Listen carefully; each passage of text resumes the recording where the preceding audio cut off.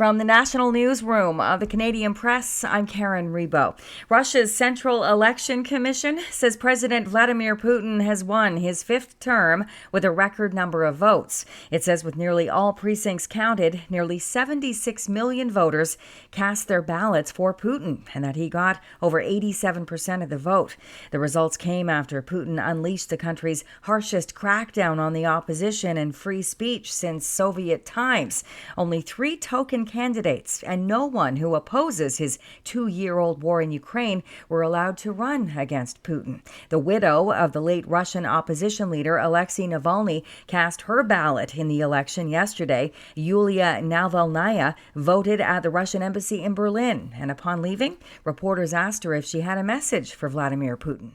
There could be no any negotiations and nothing with Mr. Putin because he is a killer, he is a gangster, he is the person who brought my country to the war.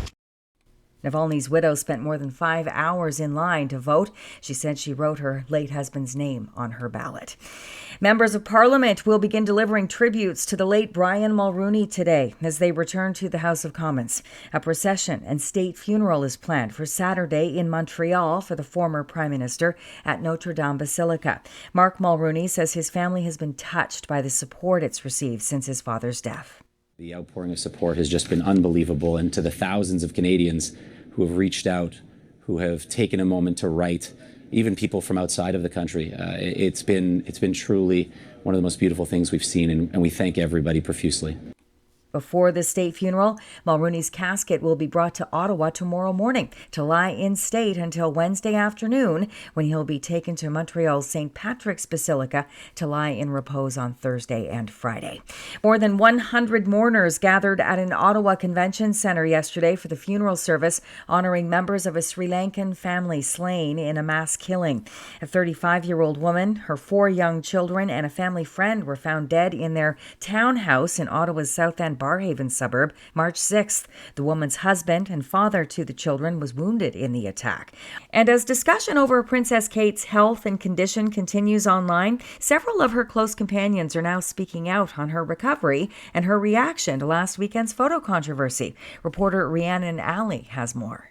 Friends close to the princess tell the Sunday Times Kate might address rumors about her health in the future. That friend saying, "I can see a world in which the princess might discuss her recovery out on engagements." Another friend addressing last week's doctored photo controversy that stirred up conspiracies about the princess, saying it's a photo that she knew everyone would pore over, so she pored over it herself. This is the Canadian Press.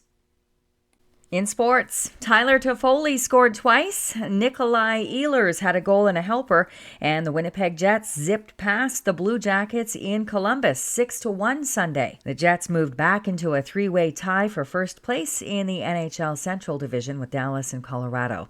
Elsewhere, Dmitry Orlov scored twice and added 2 assists. Sebastian Aho chipped in with 3 assists, and the Carolina Hurricanes whipped the Ottawa Senators 7-2. Among other scores, Pittsburgh doubled Detroit 6-3. It was the Rangers 5-2 over the Islanders, and Vegas got by New Jersey 3-1. In basketball, the visiting Toronto Raptors lost their 7th straight game Sunday, dropping a 111-96 decision to the Orlando Magic. And Rachel Homan's Team Canada will take a 3-0 record into Monday's game against Norway at the World Women's Curling Championship in Sydney, Nova Scotia. From the Canadian Press, I'm Karen Rebo.